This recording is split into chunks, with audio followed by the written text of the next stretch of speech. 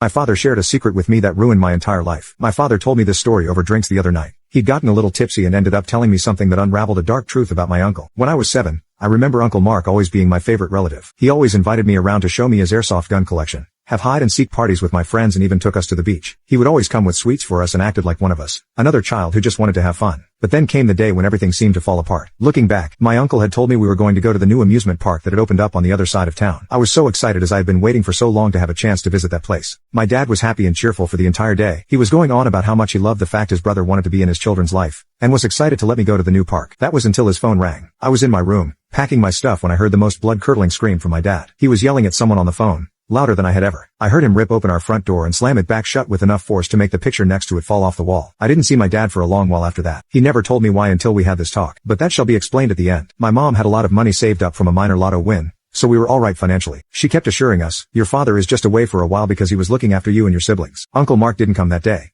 We did see him around town, but he always ran away as soon as my mom saw him waving at me. 9 months later, my father came home and I excitedly ran and hugged him. He hugged me right back, and that night we had a party to celebrate his return. A week or so later, Dad sat me down with the other children and explained that Uncle Mark wouldn't be coming around anymore. When I asked why, he just said Uncle Mark was a bad person and that if he ever tried to talk to us, we were to ignore him and come find one of them. We all agreed because my dad knew best. A year or so later, I was leaving school and was waiting for my parents to pick me up when I saw Uncle Mark. He had a huge grin on his face and began approaching me. I was nervous to see him after what my dad had told me. He said he was here to pick me up. I told him I couldn't go with him because my father said I wasn't allowed to speak with him. That's when Uncle Mark's tone seemed to change in an instant. He had this scary look on his face for a second. Then he told me it was all good. He said he had spoken to my father about the situation, and that my father had changed his mind and asked him to pick me up from school that day. When I refused further, he said he was here to pick me up. I told him I couldn't go with him because my father said I wasn't allowed to speak with him. That's when Uncle Mark's tone seemed to change in an instant.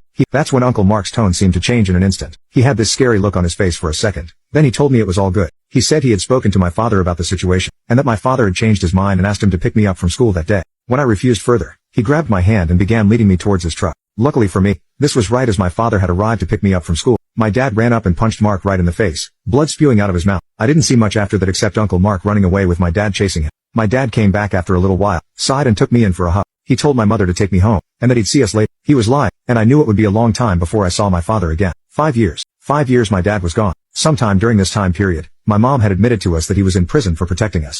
We all knew it was likely because he hurt Uncle Mark. We didn't know at that time, but Uncle Mark liked kids a lot. The day I was meant to go to the amusement park, my aunt, Mark's wife, had called my dad. She told him she'd found pictures under their bed of children and she was scared of what to do. Mark was a large man, and she later revealed that she was too scared to call the police as Mark had been abusing her for years. My father rushed over to their house that day and smashed in the door to find Uncle Mark screaming at my aunt as she waved the pictures around in hysterics. That day, my dad had beaten Uncle Mark within an inch of his life. The entire time my father was being arrested by police, Mark was screaming that he was going to make my father pay for what he'd done. The worst part was, by the time my dad had explained why he had done, Mark managed to gather all the pictures, and incinerated them all. He also scared my aunt into saying nothing, so there was no evidence to use against him. My dad was sent to prison for assault, but made sure my other uncles and older cousins were around to protect us in case Mark came back. For the duration of my father's sentence, Mark didn't try anything. He waited until my dad thought we were safe. Come the day after school, it turns out Mark had come to kidnap me from right under their noses. And who would stop him? Nobody believed my dad when he explained who Mark truly was. You can now check if there's a part 3 by pressing share and more.